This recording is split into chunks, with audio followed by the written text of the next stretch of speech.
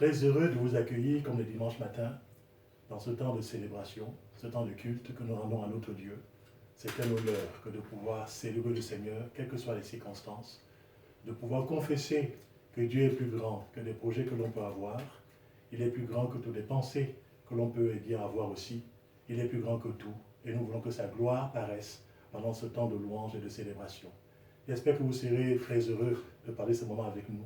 Et que aussi, là où vous êtes, vous allez participer à ce culte en louant le Seigneur, en étant actif. C'est là pour la louange et la gloire de notre Dieu.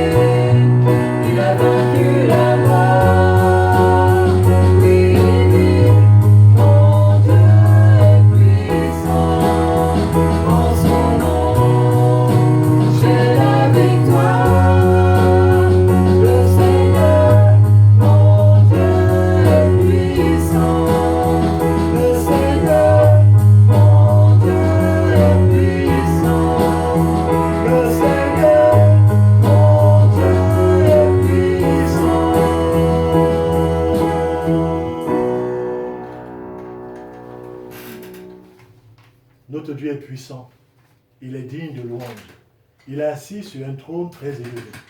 Et quand le prophète Ésaïe a eu cette vision extraordinaire du Seigneur assis sur son trône, il a été complètement bouleversé.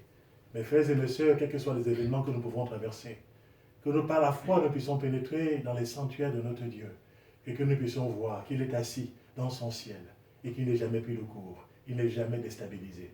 C'est ce Dieu-là que nous voulons célébrer ensemble maintenant.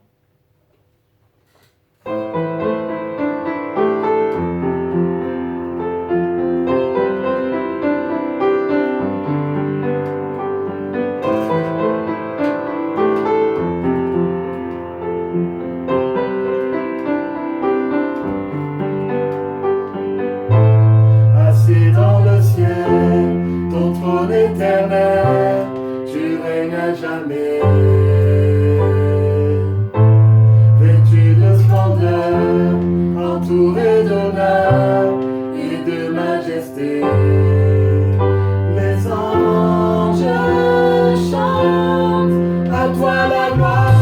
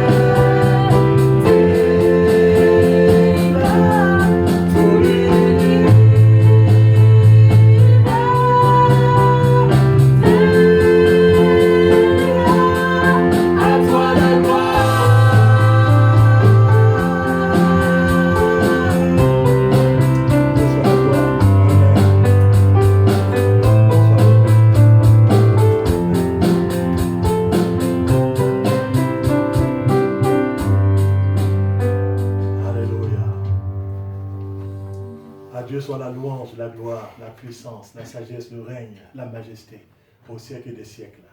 Le monde vit un temps particulièrement troublé, c'est vrai. Beaucoup sont déstabilisés, ça aussi on peut le constater. Mais nous bénissons le Seigneur, comme on a pu le voir, et bien que le Seigneur donne sa paix à ses enfants. Il nous donne sa paix. Nous voulons la garder. Quand nous écoutons la voix de notre Dieu, la voix de ce bon berger nous rassure. Dans un monde qui est bouleversé, nous pouvons être sans crainte aussi. Parce que nous avons les yeux fixés sur notre Seigneur. Nous comptons sur sa grâce. Plaise à Dieu que dans ces moments, qu'est-ce que nous vivons actuellement, en écoutant la voix de notre Seigneur ce matin encore, en écoutant sa parole, que nos cœurs soient de plus en plus rassurés, soient de plus en plus apaisés. Quelle paix en ces moments pour nous, enfants de Dieu. Malgré la tempête, nous gardons notre calme devant le Seigneur. Que Dieu soit béni.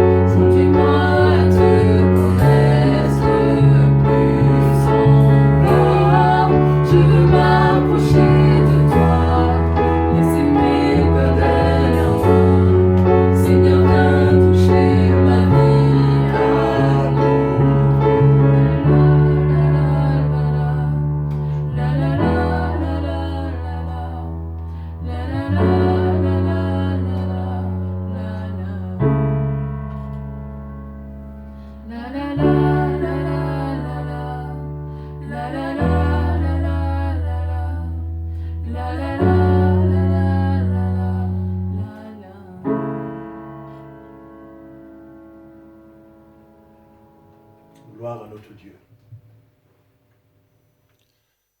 C'est toujours très bon de pouvoir se retrouver autour de la parole de notre Seigneur, après ce temps de louange qui s'est voulu sobre, mais qu'on a fait de tout notre cœur devant notre Dieu. Je pense que vous avez participé là où vous êtes à ce moment de célébration de notre Seigneur. Maintenant, sans plus tarder, je vous invite à pouvoir ouvrir la parole de Dieu pour ce temps de méditation. Nous allons plonger nos regards dans cette parole du Seigneur. Et nous croyons que Dieu, dans sa grâce, parlera à chacun d'entre nous parce qu'il veut nous encourager et nous fortifier dans les temps que nous vivons en ce moment. Lisons ensemble dans le livre de l'Apocalypse au chapitre 1er, à partir du verset 1er. Apocalypse de Jean, chapitre 1er, verset 1er et suivant.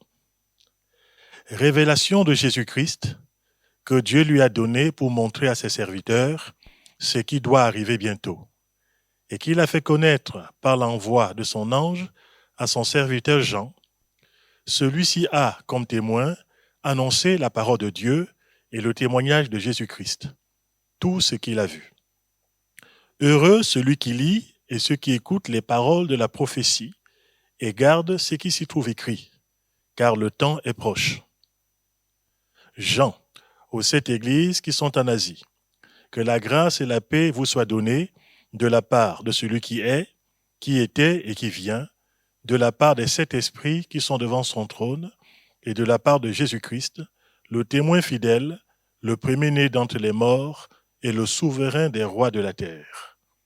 À celui qui nous aime, qui nous a délivrés de nos péchés par son sang, et qui a fait de nous un royaume, des sacrificateurs pour Dieu son Père, à lui soit la gloire et le pouvoir au siècle des siècles. Amen. Voici qu'il vient avec les nuées. Tout homme le verra. Même ceux qui l'ont percé, et toutes les tribus de la terre se lamenteront à son sujet. Oui, Amen. Je suis l'alpha et l'oméga, dit le Seigneur Dieu, celui qui est, qui était et qui vient, le Tout-Puissant. Moi, Jean, qui suis votre frère et qui prend part à la tribulation, à la royauté et à la persévérance en Jésus, j'étais dans l'île appelée Patmos à cause de la parole de Dieu et du témoignage de Jésus. Je fus ravi en esprit au jour du Seigneur, et j'entendis derrière moi une voix forte, comme le son d'une trompette, qui disait « Ce que tu vois, écris-le dans un livre, et envoie-le aux 7 églises, à Éphèse, à Smyrne, à Pergame, à Thyatire, à Sardes, à Philadelphie et à Laodicée. » Je me retournai pour découvrir la voix qui me parlait. Après m'être retourné, je vis 7 chandeliers d'or, et au milieu des chandeliers, quelqu'un qui ressemblait à un fils d'homme. Il était vêtu d'une longue robe et portait une ceinture d'or sur sa poitrine. Sa tête et ses cheveux étaient blancs comme laine blanche, comme neige. Ses yeux étaient comme une flamme de feu. Ses pieds étaient comme du bronze qui semblait rougi au four. Et sa voix était comme la voix des grandes eaux. Il avait dans sa main droite 7 étoiles. De sa bouche sortait une épée aiguë à 2 tranchants, et son visage était comme le soleil lorsqu'il brille dans sa force. Quand je le vis, je tombai à ses pieds comme mort. Il posa sur moi sa main droite en disant « Sois sans crainte. Moi, je suis le premier et le dernier, le vivant. J'étais mort, et me voici vivant au siècle des siècles. Je tiens les clés de la mort et du séjour des morts. Écris donc ce que tu as vu, ce qui est et ce qui va se produire ensuite. Quant au mystère des 7 étoiles que tu as vues dans ma main droite et aux 7 chandeliers d'or, les 7 étoiles sont les anges des 7 églises et les 7 chandeliers sont les 7 églises. Béni soit le nom de notre Seigneur. Je propose que nous puissions prier le Seigneur de nouveau, demander à Dieu sa grâce et sa bénédiction sur chacun d'entre nous. Notre Père Céleste, nous voulons te remercier au nom de Jésus pour ta parole. Ta parole est une lampe à nos pieds, une lumière sur notre sentier. Ta parole est la vérité, Seigneur. Et tu as demandé, Seigneur mon Dieu, que nous soyons sanctifiés par ta parole. Nous voici devant ta face pour la méditer, pour essayer de la comprendre avec l'aide de ton Saint-Esprit. Je te prie de parler à chacun d'entre nous, de pouvoir déposer ta parole au plus profond de notre cœur, qu'elle puisse, mon Dieu, produire les fruits que tu attends, d'une foi sincère, d'une obéissance pratique aussi à tes recommandations, à tes prescriptions, à ta parole. Nous voici, Seigneur, pour entendre ta voix. Alors parle à chacun d'entre nous là où nous nous trouvons, cela pour la louange et la gloire de ton nom, au nom de Jésus. Amen. On peut vivre à ciel ouvert, même quand on a l'impression d'être dans l'étroitesse. On peut vivre à ciel ouvert, même quand on est contraint, même quand on est bloqué, même quand on semble être limité. Dès le début de son livre, l'apôtre Jean va nous indiquer qu'il s'agit d'une révélation de Jésus-Christ que Dieu lui a donnée. Le mot qui est traduit ici par révélation, c'est le mot grec apocalypsis, qui apparaît 18 fois dans l'ensemble du Nouveau Testament. Il est traduit soit par apparition, soit par manifestation, et encore plus exactement par le mot révélation. À 9 reprises, le mot apocalypsis concerne la personne du Seigneur Jésus-Christ lui-même. Le Seigneur se révèle dans une autre dimension ici, à l'apôtre Jean, différent de la période de son abaissement volontaire, lors de sa première venue ici-bas sur la terre, dans le but de pouvoir non seulement s'identifier à nous, mais qui plus est, de pouvoir nous sauver en mourant pour nous sur le bois de la croix. C'est d'ailleurs ce témoignage qui sera laissé par l'apôtre Paul dans son épître aux Philippiens, chapitre 2, du verset 7 au verset 8. Il va nous indiquer ceci. Christ s'est dépouillé lui-même en prenant une forme de serviteur, en devenant semblable aux hommes. Ayant paru comme un simple homme, il s'est humilié lui-même, se rendant obéissant jusqu'à la mort et même jusqu'à la mort de la croix. Le temps de son obéissance ici-bas sur la terre, le temps de sa venue terrestre, a été un temps d'abaissement volontaire, un temps d'humiliation volontaire, même si le ministère qu'il a exercé a été en tout point un ministère particulièrement remarquable et particulièrement glorieux, un ministère unique et irremplaçable. Jean l'a connu dans cette dimension-là, lors de son abaissement, mais ici, dans le livre de l'Apocalypse, Jean va recevoir une vision extraordinaire du Seigneur Jésus-Christ et une révélation de certaines choses qui lui étaient voilées jusqu'ici, même s'il y a eu des épisodes pendant son temps d'abaissement où le Seigneur s'est dévoilé, notamment on se rappelle la transfiguration du Seigneur sur la montagne de la transfiguration. Là, devant ses disciples, Jean participait déjà à cette révélation et à cette gloire qu'il avait entrevue en ce temps-là. Mais ici, il y a une dimension et un relief très particulier. L'apôtre Jean non seulement voit la révélation de Jésus-Christ dans sa splendeur et dans sa gloire, mais il va aussi recevoir une révélation des choses à venir, des choses qui sont apportées sous le couvert du Saint-Esprit, à l'exception, bien évidemment, de la date précise du retour de notre Seigneur Jésus-Christ, qui appartient à un temps et un moment que le Père lui-même a fixé de sa propre autorité. Tout ce que l'on sait par rapport au Seigneur Jésus ici, on le voit encore dans ce qu'on vient de lire, c'est que notre Seigneur revient bientôt.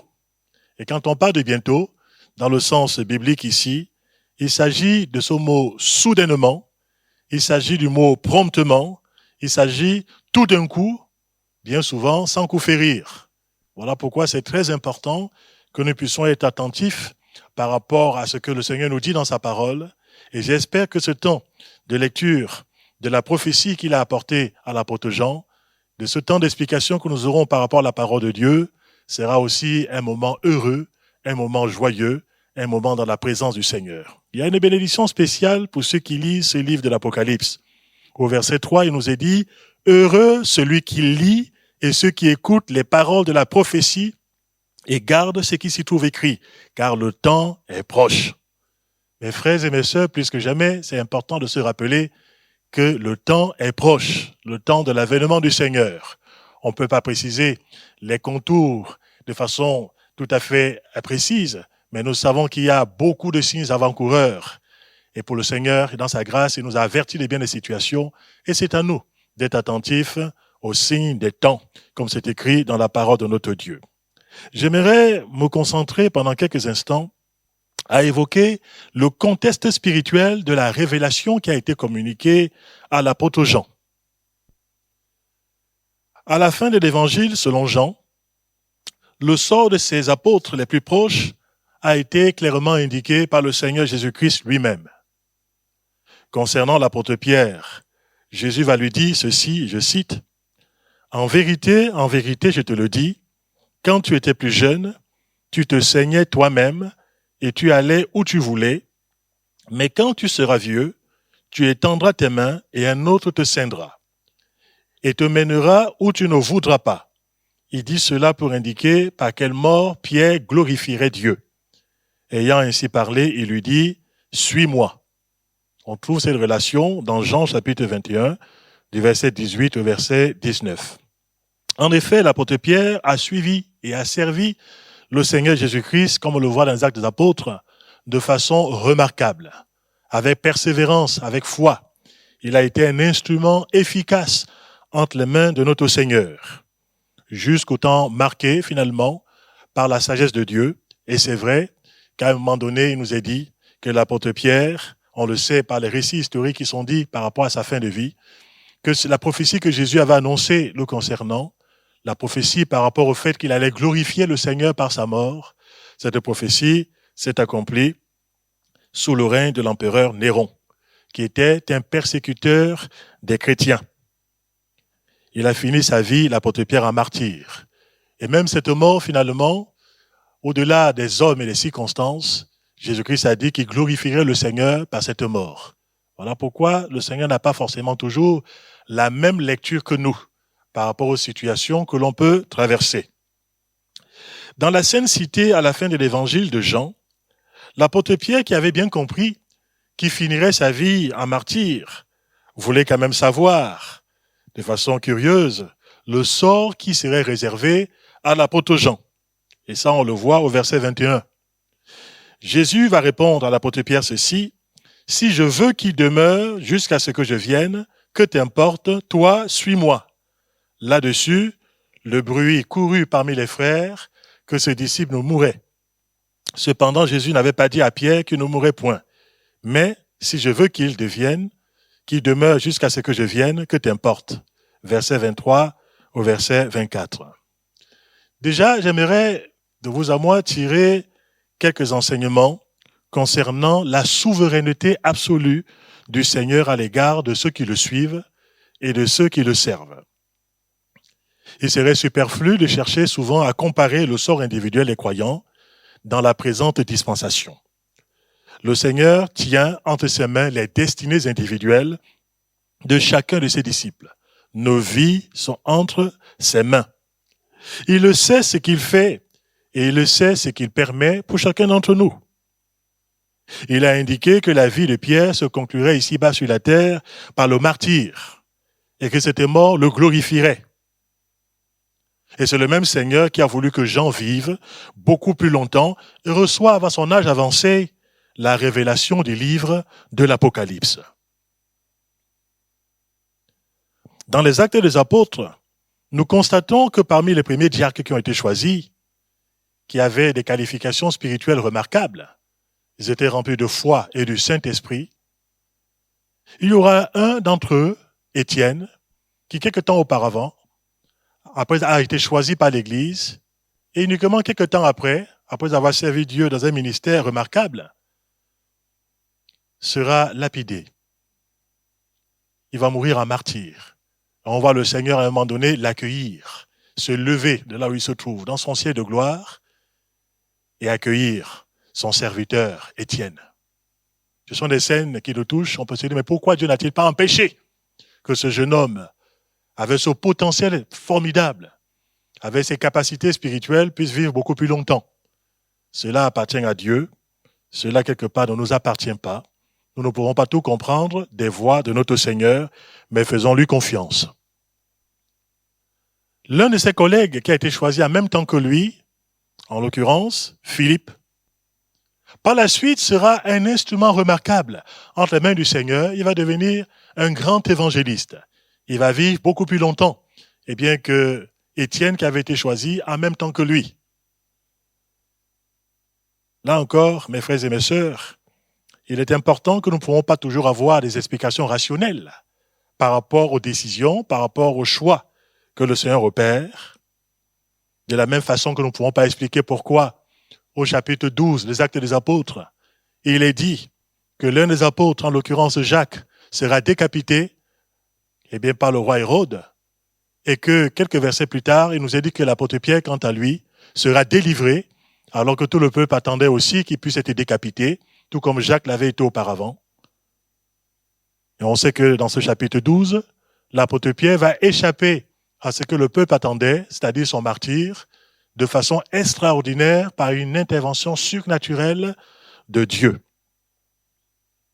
À Dieu seul soient les explications, à ce qui nous paraît parfois arbitraire, à ce qui peut nous paraître illogique, incompréhensible. Je veux confesser ici, comme on a pu le voir dans l'Apocalypse, qu'il est le roi souverain. Je veux confesser ici que notre Dieu est souverainement élevé au-dessus de nos pensées, au-dessus de nos voix.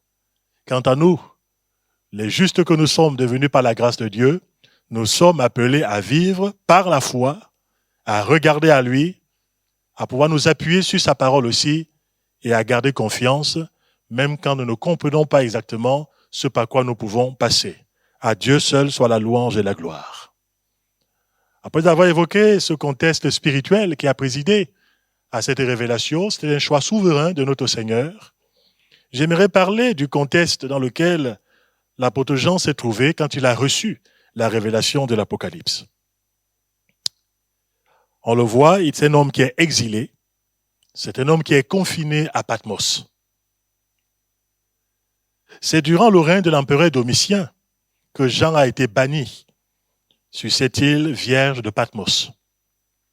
C'était un îlot rocheux d'origine volcanique qui était situé en face des côtes de l'Asie mineure, à une centaine de kilomètres d'Éphèse. L'apôtre Jean est exilé dans cet endroit rocailleux, balayé par les vents, qui était devenu, sous la direction des empereurs romains, un lieu de bannissement et de travaux forcés. Quand l'autorité romaine ne voulait pas mettre à mort un condamné, elle le bannissait dans des endroits inhospitaliers. La personne vivait ainsi dans une forme de résidence surveillée, dans une sorte de blocage, de confinement. Et l'apôtre Jean, quant à lui, était le dernier survivant des premiers apôtres de notre Seigneur Jésus-Christ. Les autres étaient morts. Et l'apôtre Jean jouissait à cette époque à Éphèse d'une très grande considération de la part des disciples. Déjà de par son ancienneté, de par sa survivance aussi, et de par tout ce qu'il représentait.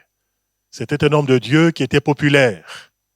Et les autorités romaines ont voulu non pas le tuer, peut-être pour éviter qu'il puisse avoir des émeutes, mais ils ont préféré, mais je pense qu'au-delà de ces autorités, il y avait le choix souverain de Dieu, bien évidemment.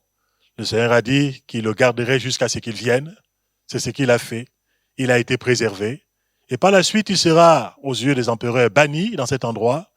Mais ce sera aussi un moment assez particulier que le Seigneur va utiliser pour la louange et la gloire de son nom. Au temps de l'empereur Domitien, il faut dire qu'il a été appelé le second Néron, à cause de la haine terrible qu'il avait vis-à-vis des chrétiens. La persécution va s'exercer contre les chrétiens de façon cette fois-ci générale et systématique. Les chrétiens étaient persécutés à cause de leur foi complète qu'ils plaçaient dans la personne de Jésus-Christ qu'ils considéraient comme étant le roi des rois, le Seigneur des seigneurs. Ils étaient persécutés à cause de leur amour pour la parole de Dieu. Ils étaient haïs et détestés à cette époque à cause de leur refus de rendre des honneurs divins à la statue de l'empereur qui avait été érigée. Il faut dire qu'à cette époque des Césars, le culte de l'empereur s'était généralisé et les disciples du Seigneur Jésus-Christ refusaient de fléchir les genoux devant cette idole sanguinaire. L'apôtre Jean avait environ 80 ans à l'époque de son bannissement, de son exil. Et en temps normal, la loi romaine ne permettait pas qui fasse des travaux forcés à cause de son âge avancé. Mais il y a un témoignage historique, celui d'un père de l'Église appelé Victorinus, qui semble indiquer que malgré tout, Jean a été contraint, malgré son âge. Quand il se présente par la suite, après avoir reçu la révélation de l'Apocalypse, il ne se présente pas au début de son écrit comme étant l'apôtre du Christ, bien qu'il le fût, bien évidemment. Mais il va se présenter comme étant notre frère. Jean vit à cette époque un sort semblable à ce que vivait chaque chrétien de cette époque sombre de l'Empire romain. Les autorités romaines pouvaient éloigner Jean de son contexte de vie habituel, en l'occurrence à Éphèse, où depuis maintenant de nombreuses années, il exerçait un ministère remarquable en tant que responsable spirituel non seulement de l'église d'Éphèse, mais aussi de différentes communautés dans cette Asie mineure de l'époque. Mais même s'il pouvait le séparer de son contexte de vie, il ne pouvait pas le séparer de l'amour de Dieu manifesté en Jésus-Christ. L'apôtre Paul, en son temps, avait prédit, et je le cite, dans Romains chapitre 8, verset 35, « Qui nous séparera de l'amour de Christ? Sera-ce la tribulation, ou l'angoisse, ou la persécution, ou la faim, ou la nudité, ou le péril, ou l'épée? » Il va conclure au verset 38 et 39, « Car j'ai l'assurance que ni la mort, ni la vie, ni les anges, ni les dominations, ni les choses présentes, ni les choses à venir, ni les puissances, ni la hauteur, ni la profondeur, ni aucune autre créature ne pourra nous séparer de l'amour de Dieu manifesté en Jésus-Christ, notre Seigneur. » Jean, notre frère, apôtre du Christ, était bien conscient qu'à Patmos, il continuait, de par sa réclusion, de par son bannissement, il continuait à prendre part à la tribulation, qui est le partage des disciples de Jésus-Christ qui veulent vivre pieusement leur foi ici-bas sur la terre. Jésus n'avait-il pas averti auparavant dans son enseignement, dans Jean 16, verset 33, « Vous aurez des tribulations dans le monde, mais prenez courage, j'ai vaincu le monde. » Dans ce cadre particulier, dans cette île déserte, cette île vierge de Patmos, dans ce cadre inhospitalier, l'apôtre Jean va recevoir une glorieuse visitation dans ce lieu de réclusion.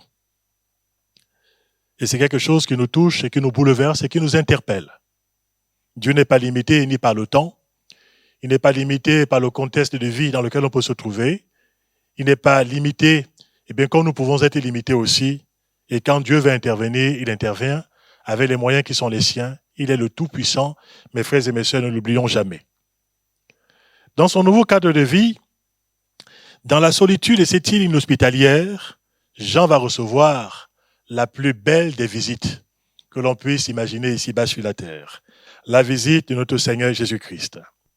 Il a devant ses yeux la vision du Seigneur de gloire, celui qui tient non seulement sa vie entre ses mains, comme on l'a pu le voir ici et qu'il a indiqué d'ailleurs, mais celui qui tient aussi les églises entre ses mains, mais qui tient aussi les destinées de ce monde entre ses mains. Ne l'oublions pas. Avant cette glorieuse visite, que pouvait-il se passer dans le cœur de l'apôtre Jean, qui était un homme de la même nature que vous et moi? À quoi pouvait-il penser? L'Écriture est muette à ce sujet, et on peut bien imaginer qu'il était un homme comme vous et moi. C'était une personne qui avait certainement eu à se poser de très nombreuses questions. À quoi pouvait-il penser? À sa situation qui avait brutalement changé? Pensait-il à son éloignement de son champ de travail habituel, particulièrement aux églises qui étaient sous sa responsabilité? Était-il absorbé, angoissé au sujet des chrétiens qui vivaient sous la menace, la persécution, et qui n'avaient pas un berger comme lui, en train de pouvoir les consoler, les réconforter? Pensait-il, l'apôtre Jean, à ce moment-là, à son sort personnel, à sa réclusion, à sa solitude? Se posait-il des questions par rapport aux raisons pour lesquelles il était dans cet endroit particulier? Pourquoi Dieu avait-il permis cet exil? Pourquoi n'avait-il pas empêché? À quoi pouvait-il servir finalement dans cette île, perdue au milieu de la mer Égée? Quel était le but de Dieu? Qu'est-ce que Dieu attendait de lui? Dieu l'avait-il abandonné? Certainement, mes frères et mes sœurs, des questions de cette nature, et sans doute d'autres encore, étaient dans le cœur de cet homme, qui était un homme de la même nature que vous et moi. Dans son esprit, les choses se bousculaient, il se posait des questions. Et je pense, connaissant quelques détails de la biographie de cet homme, qui était un homme de communion avec le Seigneur, c'était déjà celui qui avait l'habitude de se pencher sur la poitrine du Christ, qu'il a gardé sa communion avec le Seigneur, malgré ses questionnements. Il est resté un homme de prière, il est resté un homme de méditation, et sans doute repassait-il aussi, au-delà de ses incompréhensions du moment, toutes les belles expériences qu'il avait vécues dans le passé, un passé qui était quand même maintenant assez long. Depuis sa jeunesse, il avait été appelé par le Seigneur au ministère, et depuis pratiquement 60 ans, il servait le Seigneur, il avait vu la main de Dieu plusieurs fois dans sa vie, et il repassait sans doute ses expériences aussi dans son cœur, où il avait vu le Seigneur intervenir dans sa vie plusieurs fois, lui apporter des réconforts dont il avait besoin, et des solutions aussi à des questions qui pouvaient s'opposer pendant pratiquement 60 ans de marche avec le Seigneur. Vous savez, le diable, il fait des choses qui se retournent bien souvent contre lui.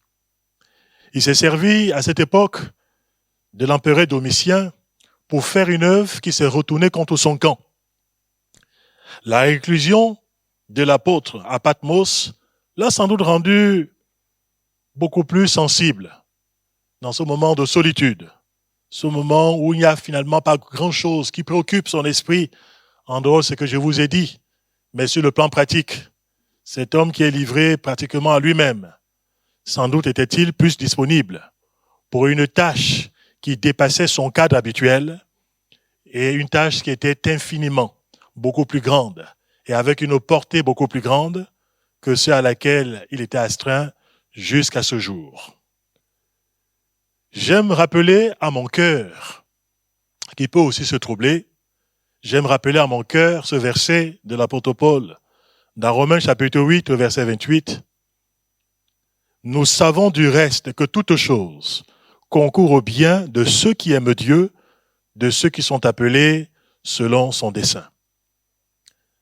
Je pense que sans se tromper, nous pouvons facilement ranger l'apôtre Jean dans la catégorie de ceux qui aiment Dieu et de ceux qui sont appelés selon le dessein de Dieu.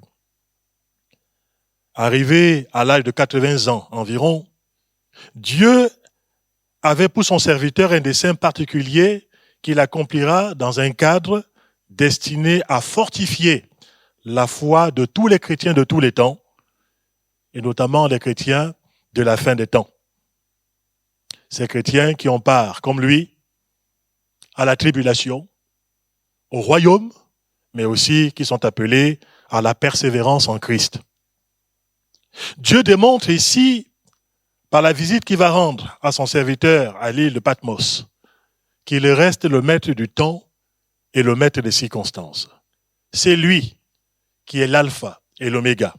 C'est lui qui est le commencement et la fin. C'est lui qui va au-delà de toutes les contingences humaines. Il est le Tout-Puissant. La question que je me suis posée, elle est celle-ci, et je pense qu'il n'y a que Dieu seul qui le sait vraiment.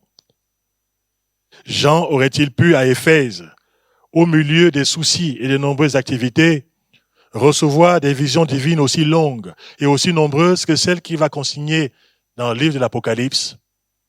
Je pourrais dire, comme Ézéchiel l'a dit en son temps, Seigneur, tu le sais. Jean aurait-il trouvé le temps nécessaire pour mettre par écrit cette révélation glorieuse? Là encore, Seigneur, toi seul, tu le sais. Ce lieu solitaire de Patmos n'était-il pas en définitive un lieu idéal pour l'accomplissement du dessein de Dieu? C'est vrai que si les premiers temps à Patmos ont pu paraître longs à l'apôtre Pierre, à l'apôtre Jean, ont pu paraître incompréhensibles par rapport à ces serviteurs de Dieu, il est tout à fait probable que Jean, par la suite, a dû comprendre les raisons de son exil et qu'il a dû par la suite bénir le Seigneur plusieurs fois, celui qui tient ses destinées entre ses mains et qui l'a conduit au-delà des circonstances, au-delà des hommes, qui l'a conduit dans ce cadre particulier dans le but de pouvoir lui révéler les choses qu'il a voulu lui révéler en son temps. Voilà pourquoi j'aimerais tirer pour vous comme pour moi, nous qui sommes croyants aujourd'hui, dans ces temps difficiles, les temps de la fin, j'aimerais tirer des enseignements spirituels au travers de cet exemple de l'apôtre Jean. Je suis conscient qu'il peut se produire dans notre vie de croyants des circonstances que nous ne nous expliquons pas d'emblée. Il peut sembler qu'elles sont là pour nous rendre malheureux, pour nuire à notre témoignage et même nous bloquer dans notre zèle et notre activité pour le Seigneur. Par moments, nous pouvons avoir l'impression d'être comme liés, d'être inutiles, d'être réduits à l'impuissance. Mais mes frères et mes sœurs, refusons de nous troubler, de murmurer contre Dieu ou contre les autres. Refusons de nous agiter. Ne nous décourageons surtout pas. Je pourrais même dire, avec l'aide de l'Esprit de Dieu, redressons notre tête et fixons nos regards sur le Seigneur dans la prière, dans une communion redoublée, pour ainsi dire. Repassons sur notre cœur la parole de notre Dieu et souvenons-nous que jusqu'ici, le Seigneur nous a secourus. Restons calmes. Restons persévérants et patients dans notre foi.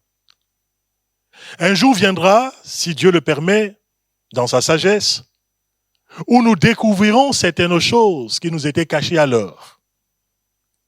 Que nous comprendrons certaines pourquoi et certains comment cela se fait-il.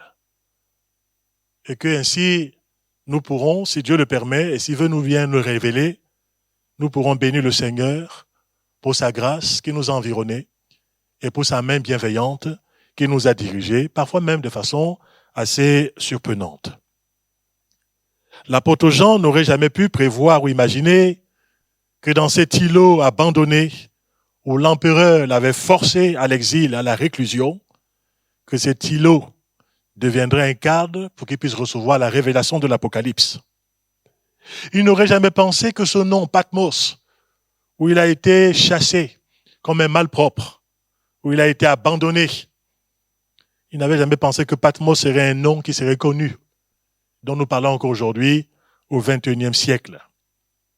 Il peut arriver que dans notre vie personnelle et dans celle de l'Église, du Seigneur, que de grandes bénédictions jaillissent au milieu des circonstances qui nous apparaissent d'abord comme étant des circonstances contraires. Mais la gloire de notre Dieu n'est pas bloquée par des limites de notre contexte de vie. N'en doutons pas, mes frères et mes sœurs. On remarquera, et je vais vers la fin de ce message, que Dieu va saisir cet homme de Dieu dans cet endroit. Il va dire ceci: « Je fus ravi en esprit au jour du Seigneur et j'entendis derrière moi une voix forte comme le son d'une trompette. » Dieu peut continuer à se saisir aussi de nous, là où nous sommes. Il peut le faire autant pour nous, selon la dimension qu'il veut donner, selon sa sagesse aussi et selon son plan. Il peut agir en nous, quel que soit le contexte où on peut se trouver. Il peut agir au travers de nos vies aussi. À Patmos, Jean a été ravi en esprit, il a été saisi par le Saint-Esprit. Et moi je pense que rien n'empêche le Saint-Esprit de nous saisir là où nous sommes. Et même ce matin, pendant qu'on écoute la parole de notre Dieu, il peut toucher notre cœur. Il peut nous révéler des choses extraordinaires. Il peut amener quelqu'un à la repentance en le convainquant de péché. Il peut amener quelqu'un à se ressaisir sur le plan spirituel si la personne se laissait aller à la tiédeur. Il peut amener la personne à se recentrer sur l'essentiel si la personne avait une tendance à se disperser sur le plan spirituel. En tout cas ici, quant à Jean, il a été saisi par l'Esprit dans ce cadre particulier. Et il nous est dit par la suite, au chapitre 4, verset 1er, qu'une porte était ouverte dans le ciel. Jean sera libéré pendant un temps des contingences spatio-temporelles de son quotidien. Il sera transporté en esprit, non seulement hors de son univers à Patmos, mais encore dans une autre dimension de l'histoire. il va pouvoir contempler ce qu'il appelle lui-même le jour du Seigneur.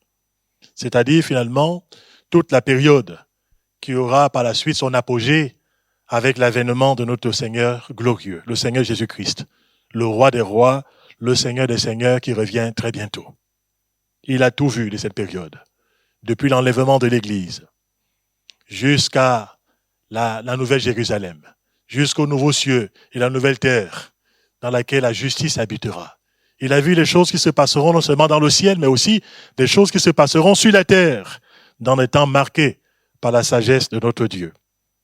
Il a vu le jour du Seigneur.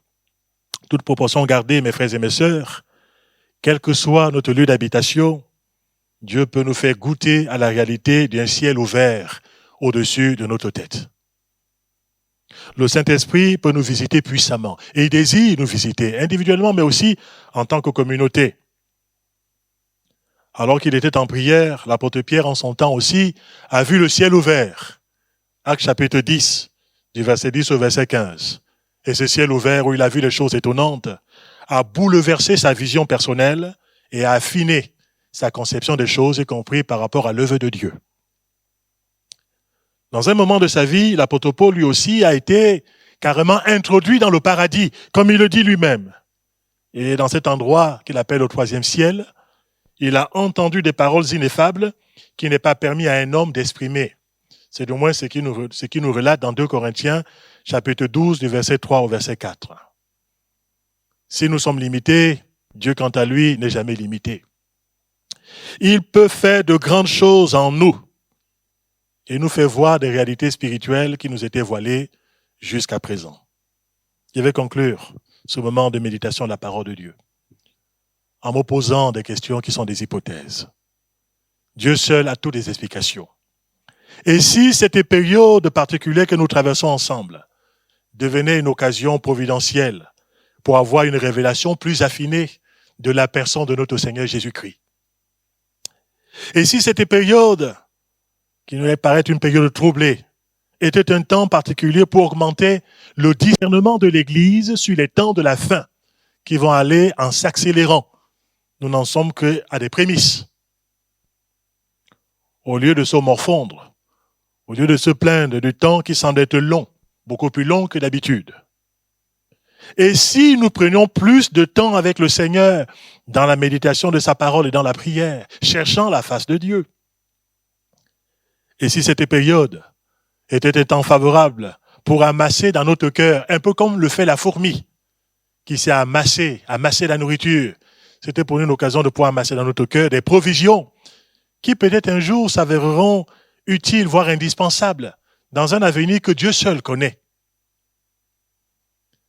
Et si cette période devenait une bonne opportunité pour chacun d'entre nous de rebâtir peut-être des autels qui ont été négligés, qui ont été abandonnés, ou même parfois pour quelques-uns renversés.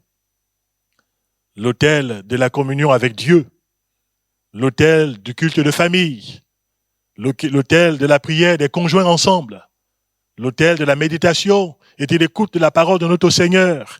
Et si cette occasion inédite devenait un accélérateur divin pour un émondage méthodique, pour enlever de nos vies des branches mortes, encombrantes, pour qu'à l'avenir, avec son aide, dans une communion avec lui plus intense, nous puissions porter encore plus de fruits, cela pour la louange et la gloire de notre Dieu. Et si cette période troublée, cette période inédite annonçait et préparait un réveil spirituel personnel déjà pour chacun d'entre nous, mais aussi pour l'Église, sur le plan local, et pour l'Église de Dieu dans notre beau pays de France, mais l'Église du Seigneur dans le monde. Vous savez, le Seigneur est à la porte, et il frappe à la porte de chacun d'entre nous. Il frappe à la porte aussi de ce monde. Il frappe à la porte de bien des églises. Il veut faire des choses au-delà de ce que nous avons imaginé et pensé. Que le Seigneur nous accorde de grandes visitations, cela pour la louange et la gloire de son nom. Courbons nos cœurs devant le Seigneur. Je te remercie, Seigneur, pour ce temps. Nous avons fini avec des questionnements, des hypothèses. Toi seul, tu connais toutes choses, du commencement jusqu'à la fin. Nous te disons, Seigneur, qu'il n'y a pas un hasard dans notre vie, il n'y a pas non plus un hasard dans la vie de ce monde. Ce que le monde appelle hasard, mon Dieu, nous savons que c'est toi qui es le Dieu de la providence. Tu as tout pouvoir dans le ciel et sur la terre. Tu as tout sous ton contrôle. Nos propres vies, Seigneur, sont sous ton contrôle. Les églises sont entre tes mains, comme on le voit dans le livre de l'Apocalypse, où tu tiens les saints chandeliers entre tes mains. Je veux te remercier de tout mon cœur, mon Dieu, pour ta parole de ce matin. Je veux te prier qu'elle puisse porter du fruit dans nos vies. Je veux te remercier pour l'époque que nous traversons en ce moment, même si nous ne comprenons pas tout, Seigneur. S'il y a des choses qui nous serrent le cœur, nous voulons aussi être de ceux-là qui redressons, mon Dieu, nos cœurs devant ta face et qui cherchons le conseil de notre Dieu, la direction du Seigneur, et qui voulons mieux te connaître aussi dans ces temps particuliers, qui veut devenir des instruments encore dont tu te serviras, mon Dieu, pour la gloire de ton nom. Nous voici, Seigneur, pour faire ta volonté, y compris dans cette période particulière. Visite chacun d'entre nous là où nous sommes. Visite nos cœurs par-dessus tout. Visite nos foyers. Visite les églises. Cela pour la gloire de ton nom. Visite aussi les gens qui ne te connaissent pas. Interpelle-les, Seigneur. Oui, Seigneur mon Dieu, que la terre qui fait silence en ce moment puisse écouter et discerner la voix de Dieu. Au nom de notre Seigneur Jésus-Christ, nous t'avons prié. Amen.